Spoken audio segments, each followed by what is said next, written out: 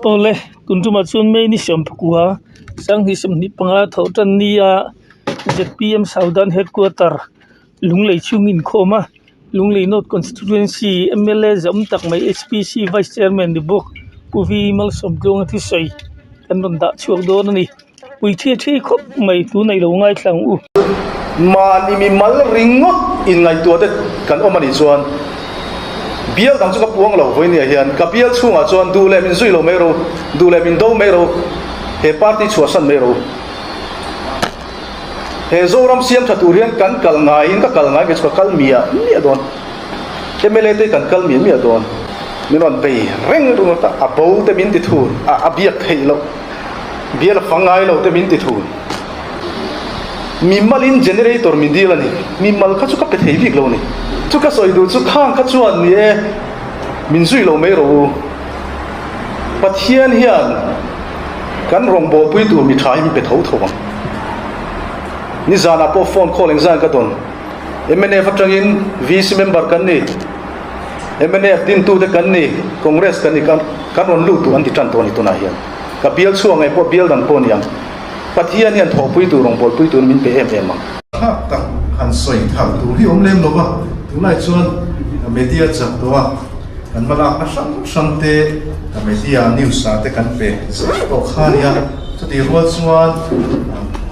an helai tu na abi takin Southern Headquarters in MLA tin te chanvo min sem zinga khan PhD department ti mai te ang na pial thlen bi ka hi zui tu deuh kha min ti ni a kha mi lampang kha ka ron soi adona a details tong so technical til ka chu kan soi vek seng lawang ti te kha kan han thuma du ni tin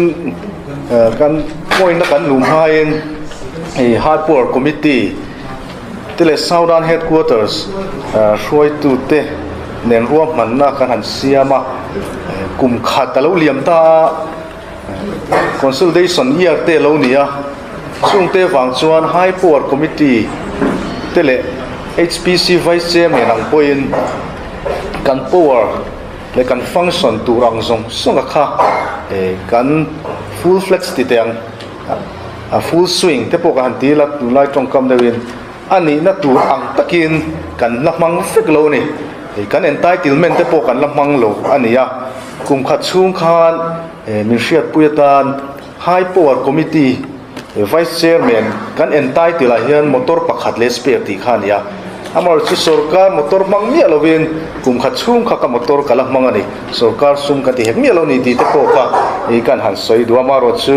he tu na kan ho tu ten ruam man na ten siam chhoze ni ti te po kha kan han soi du chung te wang chuan kum khat alo liam ta ka chuan department in high power committee chu planning khoi tu ani nangin department in te Southern Headquarters roi tu tenen i kom hong kan tia tiang chuan department pariat tuna hian kan ko to kan ti chhozel dona pathian ko ngai na zara high power committee pialama lunglei municipal council po ke mani thau kha kan ni wangin lunglei tan a thei to kan chua kham zo ram tan ani zela chu LMC lampang how to tenen po department sang kan kom zo hian kan la thu khom tura te po kai ngai ni tin chu mai pialama kan hrianga committee peng sanga MLA te kanoma tin ke ngei po helaya office thut mun nei mai la kan committee tamzo ka hi aizo la ni tlat na wangin aizo la kan phei lo thei lo wa den eng po helai lunglei kan mamo sangson na kha aizo la ni tlat wangin kan thil norte ATL ro chungchanga ponia kong sangin saski noi project sang te po aizo ani wangin aizo lam kan kal tam lo thei lo wa khanga khan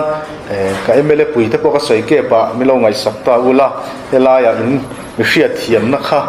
kan nge na ni atak taka chuan in mu fo te hanin chi bai fo te phone han ti te po kan chak zio ni amai ro chu kuta in chi bai ngot aya development a chi bai chu kan chak ve a tin lunglei mi pui development a chi bai kan chak ka kan duwa kan tum boka chung te chu ani wangin helai office ate lunglei ate in duangin mu tu te kan lo lo thin min hriat thiam na kan ngen rualin khang kan malak na tam tak te kha ya ra kan mu chho tan ani ti te poka kan han soi du boka te na dot le chuan high power committee lambi kan soi le taila in rianga office kan han lua hi chuan kan office step zong so interview ni leng ani mai zana hian zan dar som vel huan na kan thok man ve chaw ni chu tiang vel chu kan din mun ani chu mi akan han soi du chu party mi le sa te bik takin ti tiang in zara pathian le mi pui chu soi lo lumania amaro chu he party choi nung tu te in nia per lai po thei to lo chua tu te in nia in zara tun din muni kan thleng ani chu ta kan han soi du chu in ta salaya NGO ti te po sang te le ami malang te party ro in mang lo te department lam head te chu tiang chuan ko man lo ngai thin sia in tan duangin hun kan in pe thei lowa apoi hle ka ria chu ti rual ro chuan he kan ho tu te nen ruam man na kan siam thara helaya chuin khom zo ka ani phot chuan chuin khom zo piang hian hele office hian party big tan party mi le sat tan interview na kan la to do na chu ti rual ro chuan khami chuin khom ni lo apo min ron mu thei tho ni ti lai ro kha chu kan han soi non le tua tin dot le chuan interview du cha ga hian eng huna poron kalula han kom cheu ka du thina ni kan du em ani amar chu ka soyang khan hun in min dai ngang sil min par min ngang sil wa chu me ni wang chuan group pa te program post to thova kan lak mu che lo mai theya kina ka ron post non le thowanga e ka PA le PSP alama appointment big ti tiang appointment big akha inon kal thon lo na tan lang tu number kha kan han siam bela tuna kan personal branch kan UDC pite pui kal tlangin lak thin to turania kha omzenei zok ti mai te inon kal thon kha ka law ema chumi wan chuan ruam man na thar te kan siam ni ti kha soi le du boka tina top le chuan party mi te na kan hriat non le tan kan soi du chu hemi kan fana hi minor work sa hi 7 CR noi za sari kum khatatan kan nei ve ni chu ti rual ro chuan na lian a tho thei lova noi som noi lam kha kan khoilen thei ber chu noi ko le sing ko kha ni moya chu kan han soi du chu hi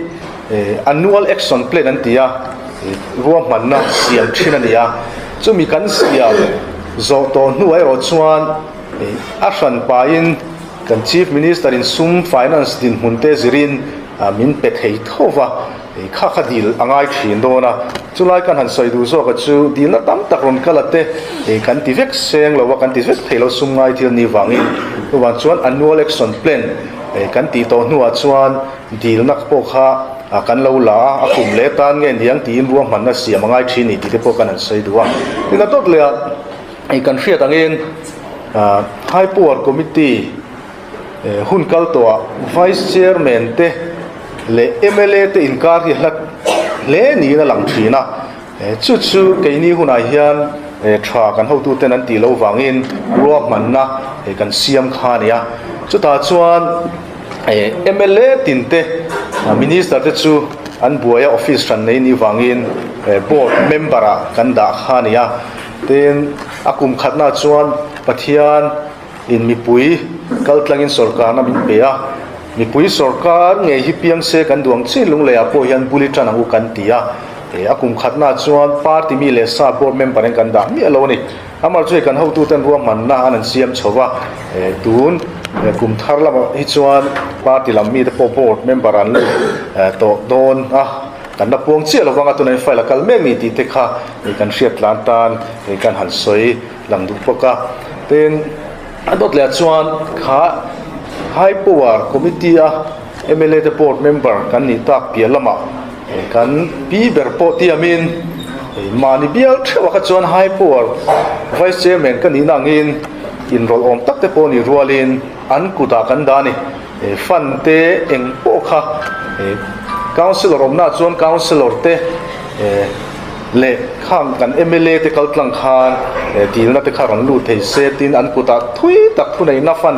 thleng po khan kan da ni ti lai te po kha kan hriat lana tan kan han soi non vele shimani ole ai kan hriat angin pathianin ZPM kuta engchen nge sarkar na hi ada don chu shelo maila ei tun din huna kan kuta da tha chuta chuan kan chief minister duom tak le chak tak ulal duoma kai hruaina hnuaia ke kan pen me kania hun rei tak to tangin alo wa vai puya atlang au pui thina party tam takte chuan a thei lovang thil thei ni lo ten ti sak thin ani a mai chu voi ne ya pum khatna a thei zia a takin mi puin kan huwa kan hu chho mek zel ani chung zinga chuan kan chief minister in abi takin district dang te poina thik tham khopin lunglei district mindu sakna chantam tak zinga pakhada chuan ZPM ron al chuana kha lunglei ani tlat mai ni chu lunglei municipal council a neina sang tak mi pui min pe a si dom zong song kan la khania chu tatang chuan ZPM in boruak zorama aron nei train ron al tran ti la kan soi so lawa chu kan chief minister pon a hrenga tin chu changa ni lova lunglei municipal council in thanlaia kan manifesto rang te keini te ponianga tuna MLA ta ka MLA puite tin kan chief minister ngei te kan star campaigner te poina an lo aw la te tin kan tuna kan councilor te lo ni ta te poin manifesto te pon nei ni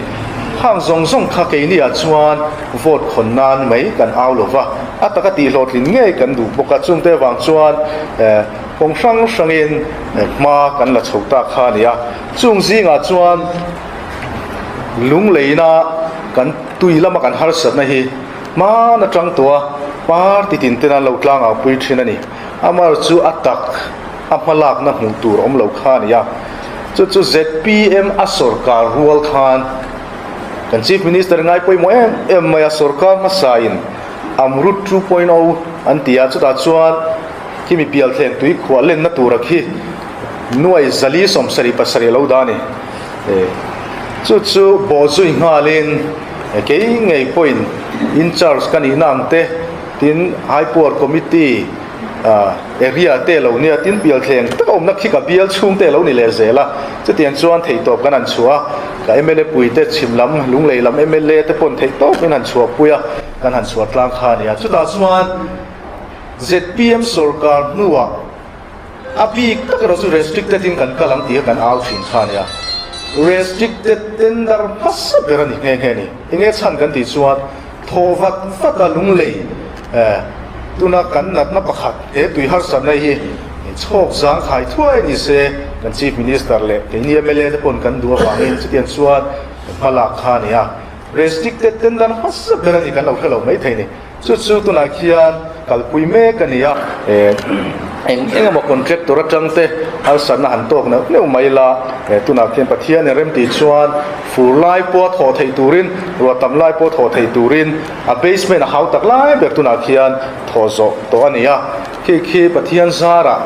a hlotling thei ani chuan tuna kan tui harsat na thalaya tui kang thin kan ti po kha zia om fiau tura ngai ania tin khimi piala ma khian tuna proposal kal le me ka khi datlong lampang khona tu te chutian chuan ruam man me ka ni ti te kha kan han soi sadua tin chu chang chu la ni lova soeng khan MLA te thei top kan chua kan tang tlanga chuta chuan tuna a pipe line om te khi kumsom thum chuang ani to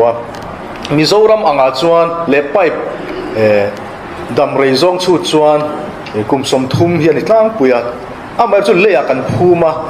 kan leite lo da thura kumsom pasare te then chu tui ek mai ni chu khimi pial thlenga tanga ta stock point ramzo tlang ti te anga main khita pam chhona kalkonga hen tui tam takhi kan chan ani chung tui ek do wang te chuan tin chu changa ni lowa tuna pipe apam nakhi mun khat chawala ni boka chu tuna hian saski tangin vaibel che somnga panga chuangin tuna ma lak chhole me kania tuna hian kan minister ruam hanangin technical thil ani van departmental works in kalse atia tiang chuan departmental works in tuna kalme ka pipe te khol te tuna an chalut me gani ti te kha kan han soilang du boka khi tumdana chuan a pump house athar lakina omanga sedimentation khimya filter na ti mai te nga hran lo king de po a hran fikina omanga tin parallel pipeline hran tiang khana kal fek don ani chu how tak ama ro chu kan siat to le kan soi tong khan kan chief minister in le he sarkar hian lunglei mindu sakna tilan na pakhatania chutian chuan tuna khian ruam manna kalme pokani ti kha kan han soi dua chung zong song te amrut 2.0 atanga he phalak na sang reservoir puya te hati wale hun sang a siam te pokan soi vek seng lawa heng hi pathian zara a hlo tling ani chuan kum som ni chung chu alo pera lunglei mi puite kan thal abi te thal lai kan tui har sakna kan sukiang thei tur kan ngai ni tin chu ti reng lawa chuan khovela thang zela kan hrianga tui mamona sanga tuna chuan in tina kan hriat angin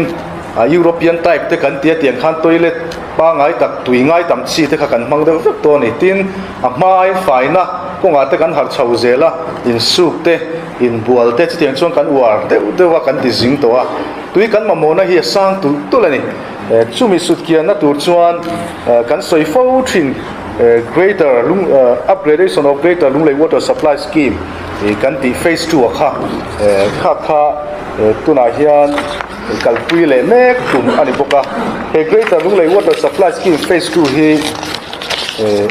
atlang puya history kan an soi pa bokanga hemi tlong tui tuna kan tlan me ka hi atui na tle mani ti hi kum sang kha zakwa songkwa pariat kum som hi pasari kalta dei to khan an lo mu to khania ti chuan kum sang hi som pakhat tu som pathum a khan makpam tur hian ruam manna alo kal towa ti chuan DPR augmentation and renovation of greater lunglei water supply scheme phase 2 ang khan kalpui ania atirat chuan vaibel che zanga ruam manani vaibel che zanga point pali paru kha ruam manania chu Ministry of Housing and Urban Affairs amrut 2 an tia khan project an lo juk submita niria thathum sang ni somni pakat khan amaro chu ai hi kan mutalova chong kum sang ni le som panga consultant hetiang lampanga mithiam bik central lampanga wakko santia chu chon ruai vele ni chu chuan ma an la chho vele a an ni ruam man nai chuan kum sang ni somnga pali thleng po puya har satna nei mi alo turin ki tamat lui south mol thuam south mol thuam kai ki bis sai chun li vel tang khen ti mai tiang atanga khilai tanga ruam manna pam tura sai rep tanga pam tura ruam manna siam khania ya detail su ka soi vek lo wanga chu JJM atanga mu thein be sein vaibel che zakwa somriat pasari point pakwa pathum khania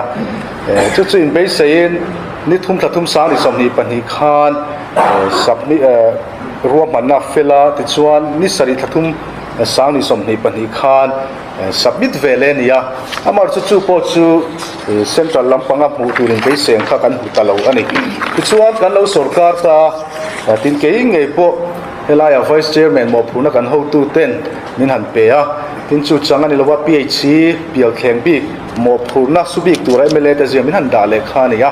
ti chuan helai ka mele puitenen thei to kan han chhuwa vele ta hemia DPR hi kan han hria dana chuan kan population te ngai tuin alian ma te wanga ti te kha lo ni vele a chu kan mu ngei theina turin ruam manna thar kan han siama PHC department ho tu ten po kan thu khom to a tuna hian vaibel che zathum somriatin kan ti te le ta ni chu kan ma mo ang te emia hian a leng thei tura chuan kan hen ngai kha nia chuan kan minister potang ema kan chief minister pon min du saka tuna hian Mizoram a project khetiang ang lian kan nei zinga hian department sang po tiang vekin number 2 priority number 2 ngai poi mo te zinga min da sak nge nge ni tuna hian minister te tin a thun chong ke ngei te point Delhi lama te central lama te funding hi kan lo zui le do na pathian zara helaya bial thleng tuna kalmuk muk to vai bel che somnga panga chuangin tin nuai zali somsari pasarin tui khwalen mek ani poka chumi chung chuan pathian rem ti chuan heng kan lo man chung ti teng kan tram chung nge hian hei hi funding hi kan mu nge kan in be se ya amai ro chu kut kan thak man ang ti ro chu kan sei thei lawa chu ti ruale ro chuan har sat na nge kan ma kan to don kan thelo ni kha kan hun ser mang tu puren pui khan an sei to a kan rama kan zol nei ten azoram khova te han soya India le Pakistan kai kap thu da ni zo khak da chu a har le mai thea eng po ni se kan han sei tum zo ka chu tun anga eng ma har sat na pathian zara kan nei ani lo chuan ei po hi water supply scheme phase 2 po hi kan soi chuam man kan in be sei ni ti lai kha ei kan han soi du pokani ten jingha ka soi technical lu tuk long ka ti rualin pakhate ro chu kan hriat thiam thei zong ani thau kan han soi tel du chu tuna pial thleng tuna ruam han rang khi pathian zara a hlo thling ani chuan tuna ni khata liter million thum 3.5 million liter chemical pump thina hi 5.5 million liter ni khata kan pump chuak thei to don ani chuti ruale ro chuan tuna mi ringot khi chuan tui min chom ne do lo pump khol kha chu nei thamai la a pipeline ate thaviau ma se chumi tur chuan tui khwa na khan china ka soi zokang khan khilai huna khwa ba ka tlong tui hun sang khwa chau tur khan tuna en ruam han nakal me pokani ten chu changa ni lova a fin tu sang zinga khi ka bial chunga tho ani wangin kan han soenga baptisma lui khi telani hi baptisma lui khi fura chuan tui atam thei em ma chu baptisma lui chuan khilaya kan khoiwa khilaya kan mini hydel project ti mai te ang himi khi afin ani khi ani turangin tuna khian a function tok lowa chan chu tui duanga kan kham khop kan hu lo wang ani chu te po chu tuna hian ro man na kalme ka ti chuan chu tui luang chuan electric a siama a thlanga tlonga fin le ta ni chuan chu tlong chu akal ze kan lo pam khani ya eng mo har sana da om ni lo chuan PNE minister ten en po ro man na kan an siam to a project di pia ro kan la kalpui chia lo de wa kalpui chau tum me kan ya king baptism maluyang te po a thei chena check dam lian hanga khwa fur tui luang ral thin lo khol tu mania ten chatiang che chuan khilai khoiwa a khimi chir tam lu tuk station an te khing pai chuate a khwana ti thatte khi kalpui tu me kan ti te po kha e kan han soi lang tua ten adot le kan han soi du chu ATL ro chungchang chu kan perfect to suyangai lova lunglei MLA te abik takin in charge puma hima po achuan omleng ka hria the pachua tin chumi pialama MLA te kan tang mani tin helaya party tran ho na po aro pui ka tia hemi ko ngai hian amai ro chu tle ma poi tai ro chu mi pui lamin sarkar ro manna tlema kan hriat sual pal ero kha chu poi hleng ka hria mar chu hun kal to nia khalam chu ka soi lovanga has kan han soi du zo ka chu ATL road po hi lunglei mi pui tan ani chim mi pui ta tan ani amaro chu khi khian chu poisa chuan kong tha kan du thu sa min pek thei don lo wangin kan chief minister in vaibel che za le pali chuang khamin pele ta nia chu ringot po chu tak taka chuan soi du ni la mi pui hian atak taka chuan an hria nei hi kan opposition party ten min be fo thin ma se atak taka chon he sarkar hian lunglei hi adu sakle apangai hle ni ti chiang ani tin chu chang ani lova kan hria tangin wa ho sum bang te po LMC lama vai bel che som ni chuang tu na pek alo ni le boka vai bel che som li ani chu azan ve tok khalung le akal le boka ni ten chu changa ni lova kan zel sak thana tu te po tu na ruam man fel ania vertical extension in tu na kalpui tu ania ten chu changa ni lova ram thar lama po nuai sang khaza chuang man working women hostel tu na tran mei theite lo nia ten chu changa la ni lo kan hria tangin engineering college function lowin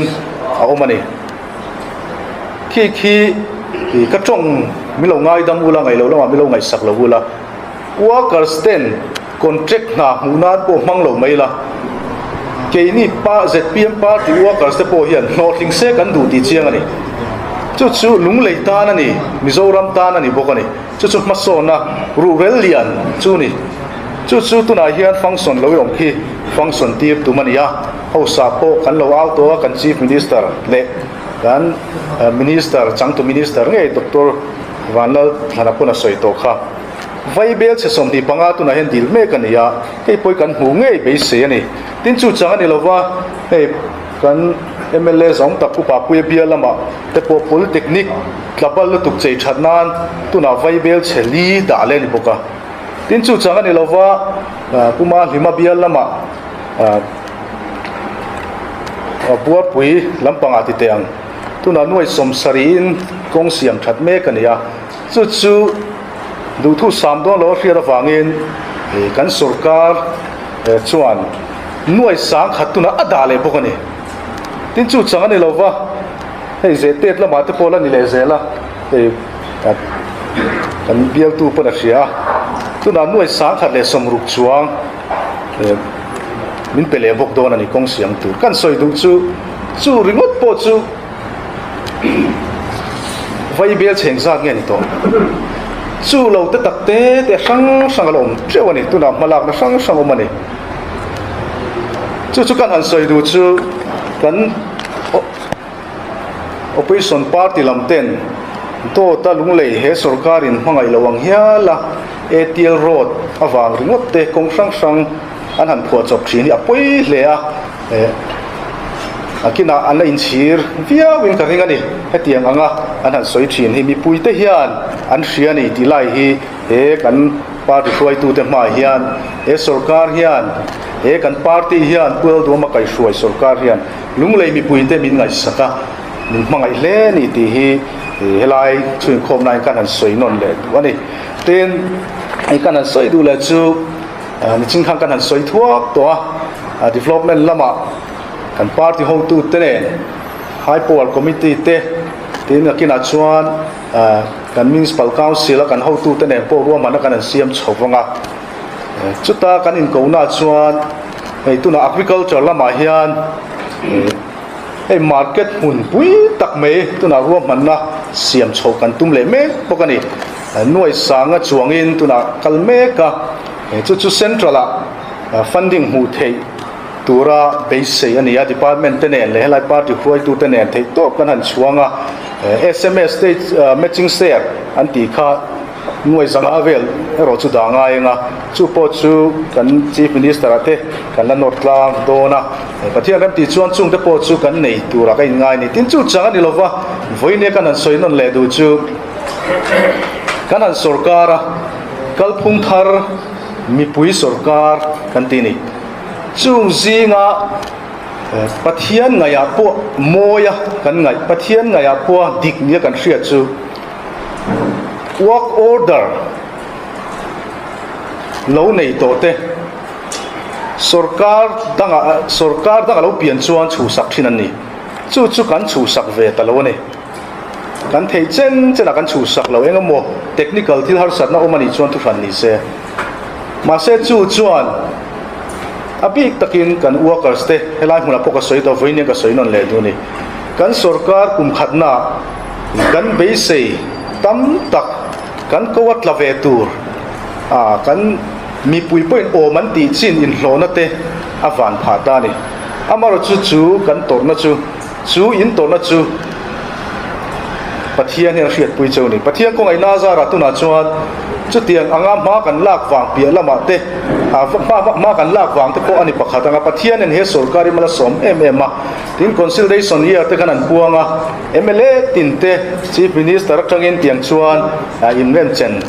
kan khan kal chopui khania chuta mal som na kan dona chu kan financial din hun hi kan sum din hun hi azia to hle ani chu chuan a hin chuan chu hei voini apo sarkar na muzat group ti te constable ti te ta MCS thlengin ti te ang kan lak chho thei pa tin casualty cha te po pathian rem ti chuan kan la le zelang ten chu chang ali lova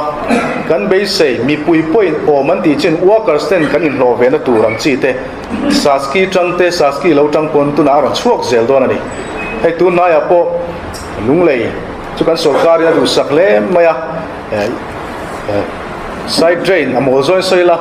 siam thada turin noi za somnga kan hule do na bial sang sanga tin chu changa ni lova nakuma chu ai tam chu kan lam hule dom pokani kha te kha wa ka setan chuan kan tho ve thei tu te kha ni chu ti reng la ya voinia kal khom te kan han cha du cheu chu na hi a chet hiang lo ni hlep tur ang hi chu omani chu wang chuan kan hlep tur china na ni na to dik takin kan thokanga na tha mi puite kan penga kan na thang chu ta kan hlep tur china chuan lung oi ram mi tu mangu ti in kan cha non le du cheu ni a to per tak kan an soi du chu ke ma mi mal ngai dan ani rualin tuna ka soi tur hi ka MLA puite ngai dan po hi ni thau mei omango ka ti ni chu kan hria tangin politician kal to ten mi puite kong sang min tiama thil thei mia lo tu ti hria chian te min tiama ni khang kha ke ni a chuan kan tiam ve thei lo cheu ni mi puite kan tiam ve thei lo ni ti hi voine ka soi non le duwa tin a dot le a chuan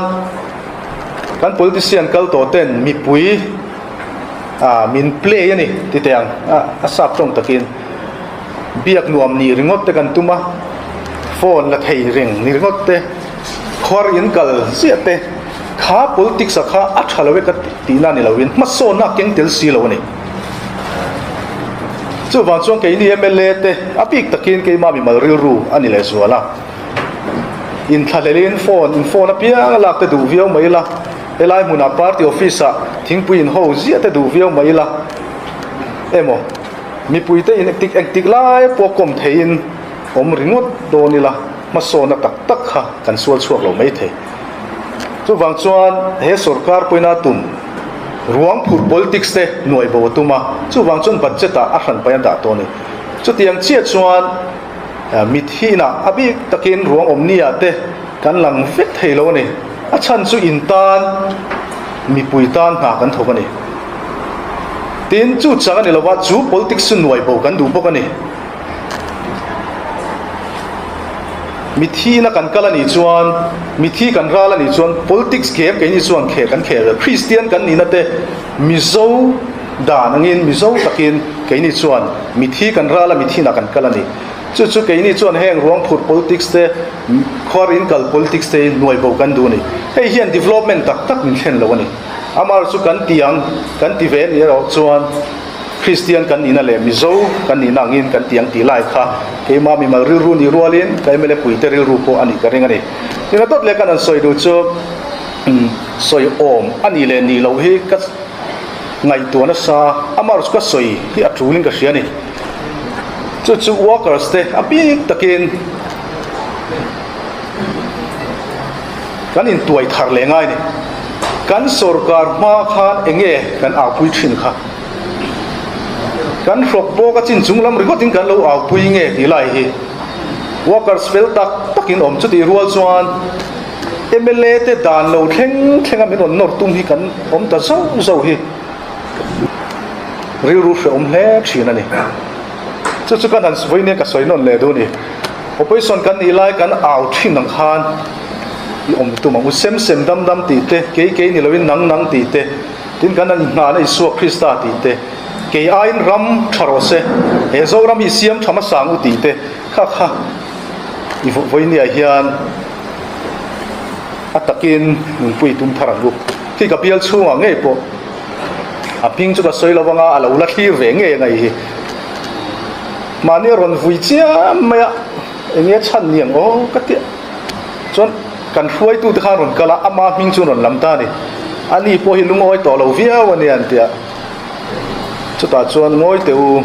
enge lungoi lo chan ka tia silpolin mindila ni silpolin mindila tuna hi chuan kan kol ri lo ting ka changa chu alungoi tlat lo ani asel mi alungoi miao lo chuan va soi thei kan nei lo wa a mai ro chu ti hian ka chang ve thowa makati em chu pa ngei chu ke ngei po hian silpolin na lian chi panga ka pe to ni chuan vc kan da vc lampang pon an pe to bokani kan soi tum so ka chu ma ni mi mal ringot in ngai tu te kan omani chuan bial dang chu ka puang lo voi ni hian ka bial chunga chuan du le min zui lo mero du le min do mero he party chu san mero he zoram siam thaturian kan kal ngai in ka kal ngai ke chu kal mia mi adon kemele te kan kal mi adon chuan mania group pakhata lunglei note group a whatsapp group a minon bei reng ru ta abo te min ti thu a biak thei lo bial fangai lo te min ti thu chu po chu alo hule nge in garinga mimalin generator min dilani mimal kha chu ka pe thei vik lo ni chu ka soi du chu khang kha chuan ni e min zui lo me ro pathian hian kan rong bo pui tu mi thai mi pe tho tho bang ni zana po phone calling zan ka don MNF atangin VC member kan ni MNF din tu te kan ni congress kan ni kan ron lu tu anti tan to ni to na hian ka bial chuang ai po bial dan pon yang pathian hian tho pui tu rong bol pui tu min pe em ma tin chu changal lo pakhat che ka soi la ka bial chunga tho thatakin ha thong cheu ka tia ka chani ti chuan MLA in rol ka thum lo wa na sema po in kuta omang ka te ne kan hroi tu te kuta ka da thapani a mai ro chu in hriat tur chu ZPM din chan ni lo zong te le in bial tu MLA ngei po real rutina zong le a thin lung a real rem lo zonga na in sema in thok a na te cheni ro chuan na omle tur chu ka kuta omanga na ka sem zel anga thok tu ka ron ru tang ka ti ni ti chuan na chu an kura chuang kan da ta pe se a phalo le a kan bol pho ni tlang deng soyang ti chuan na ron kala chu a tak tak a chuan MLA te chong kan sem tu te chu ni e ti chuan ka sem ta ni chung huai tu te chu a min ron vo ani ba na min ron vo wa ma sa ka soi voi ni ka soi lang du e chu in thu ni ka ti mai ni an bang mai ma se ai tam ye pathian min pe em ani ma se voi ni a chuan chung ho chu an in chir to voi ni hian he youtube velen ti chuan chon lo an lo hule nge garin khatiang khan in MLA te hi vo mai mai chi kan ni lo kan kal ngai kan kal mop mop do mi pui tan in tan he zoram siam mi kan tum chu mi kan siam na kal konga in mi support nei ro chu kan mamoni kan siam khana soi to department lo drop to ziate corruption in azung lo kai thu to ziate amal chu khoi sen te kan kal zel don kan tla le ni pon apoi lo wati kha chu in MLA te ri ru ni chu workers se po hian min hriat pu ngai ni helai ka soi du ti chuan lung le no chu khi le tai la chu tiang khop chu la ka kum khat na hian kana no pang deu min zo me ka hello wa ka MLA pui te an tong ve ka hello wa kan han soi du zo ka chu ti khop chuan ke mani party chunga tang le party pona tang pon do na te soi sel thang sang an to ni a mai ro chu pathian du zong ani ka ring VC kan thlan nu ber ka lo thlir ro Mizoram puma pathian khongai na zara ati thaper kan ding ka sia kan han soi tum zo ka chu kan ka MLA pui te po hi an kalam mia mi adon chu mi konga kan tha ti chak tu lo ni zo ro pathian khongai na zara mal som na kan pocket a ron lut ve nge kan du te po hi a lut em ang tik ni ma chuan kan man mo lua deu ni te ka ti ni ole eng po ni se soi tur ve zong tam ta oma kha kan thanem ngai na wanga kan thu soi te kan ri ru lo hliam ani chuan ngai dam ta ula amaro chu a top na tak tak ka thunon kan soi du chu khang in vo na te le kong sang awangin kan kal khungi kan thak ve don lova kan kal mi don ni chumi kong ai ro chuan thak tak ka thok ho zel turin ka han chanon le cheu ni pa ti mi le sa te intel lo chuan mla eng ba kan ni lova thui kal thei kan ni lo tho ho na tha kan nei zel thena turin kan policy te khereng chungin ke pen zel angu tin kan cha du cheu ni lo me lung le a tun ZPM sarkar in ama chok sang le party mi te fuina thu tha tak kan vice chairman lom takin min han fa kan lom hle mai chunga lom thu kan soya